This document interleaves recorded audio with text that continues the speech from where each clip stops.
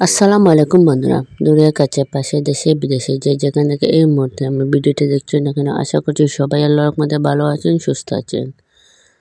বন্ধুরা, আমিও তোমাদের দোয়া আল্লাহর রহমতে মোটামুটি ভালো আছি, অসুস্থ ছিলাম, জ্বর ছিল, ঠান্ডা লেগেছে, একটু ভালো হয়েছে এখন। যাই হোক, আজকে লাউ রান্না করব চিংড়ি মাছ দিয়ে। লাউটা দেখেন কেটে কেটে নেওয়া হচ্ছে। দেখেন বন্ধুরা, লাউটা কেটে করে নেওয়া হয়ে গেছে, তাই এখানে ধুয়ে পরিষ্কার করে রেখেছি, পানিটা ঝরিয়ে নেব। এই মুহূর্তে যদি কোনো নতুন বন্ধু আমার ভিডিওটা দেখে থাকো, তাহলে প্লিজ আমার চ্যানেলটা সাবস্ক্রাইব করে নেবেন, পাশে থাকা বেল আইকনটি বাজিয়ে নেবেন, যাতে আমি ভিডিও সারা সাথে নোটিফিকেশনটা পৌঁছে যায় তোমাদের ফোনে। আর যারা এতটুকু পর্যন্ত আমার ভিডিওটা দেখে আসছেন, যদি লাইক করে না থাকেন প্লিজ তাহলে একটি লাইক করে দেবেন। দেখেন এখানে আমি চুলায় পাতিল বসিয়ে দিয়েছি। পাতিলটা গরম হয়ে গেছে বন্ধুরা, তাই পাতিলের মধ্যে তেল দিয়ে দিয়েছি। এখানে দেখেন বন্ধুরা, চিংড়ি মাছ নিয়েছি। চিংড়ি মাছগুলো ধুয়ে রাখবো। ধোয়ার আগে চিংড়ি মাছটা তোমাদেরকে দেখিয়ে দিচ্ছি। এটা হচ্ছে দেশি চিংড়ি মাছ, আমাদের পুকুরের চিংড়ি মাছ। এখন তেলটা গরম হয়ে গেছে, তাই দিয়ে দিচ্ছি বন্ধুরা পেঁয়াজ বাটা। পেঁয়াজ বাটাটা দিয়ে ভালো করে পেঁয়াজটা কষিয়ে নেব।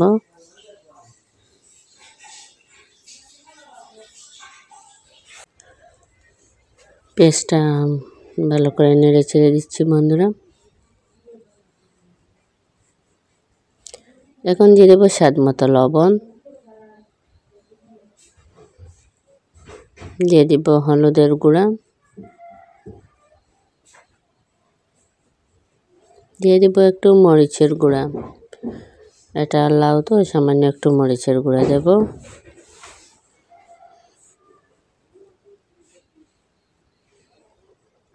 দিয়ে দেবো একটু জিরার গুঁড়া।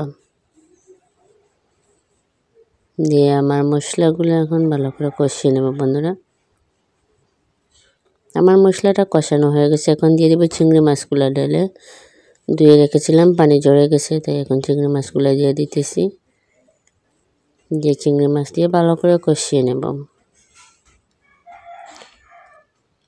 এটা চাইলে আলাদাভাবেও ভেজে দেওয়া যায়, কিন্তু এখানে যখন লাউ দিয়ে রান্না করবো তাই আলাদাভাবে সেটা ভেজে নেই, এখানেই কষিয়ে নিচ্ছি মশলার মধ্যে, কষানোটা হয়ে যাবে।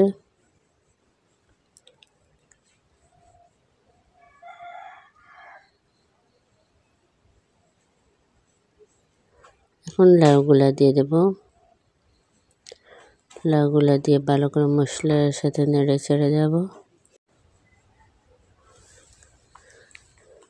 লাউটা আমার ঢেলে দেওয়া হয়ে গেছে বন্ধুরা।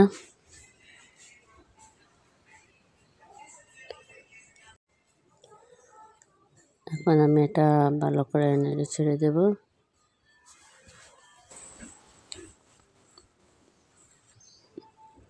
যতক্ষণ পানি বের না হয় ততক্ষণ আমাদের একটু হালকাভাবে নেড়ে ছেড়ে দেবো। দেখেন ঢাকনা দিয়ে ঢেকে দিয়েছিলাম, এখন লাউ থেকে পানিটা বের হয়ে গেছে। এখন হালকা হালকাভাবে নেড়ে চেড়ে দিতে হবে। লাউয়ের মধ্যে আমি পানি দেব না বন্ধুরা, লাউয়ের পানিটা দিয়ে লাউ রান্না করব। দেখেন আমার লাউটা হয়ে গেছে, ঢাকনা দিয়ে রেখে দিয়েছি। এখন দেখেন বন্ধুরা, চুলা থেকে নামিয়ে নিয়েছি। আমার লাউ রান্নাটা হয়ে গেছে, চিংড়ি মাছ দিয়ে রান্না করেছি। কীরকম হয়েছে অবশ্যই বন্ধুরা আমাকে কমেন্ট করে জানাবেন। আমার লাউ রান্নার রেসিপিটা। সবাই ভালো থাকবেন, সুস্থ থাকবেন বন্ধুরা, আর সবাই আমার পাশে থাকবেন। আসসালামু আলাইকুম, আল্লাহ হাফিজ।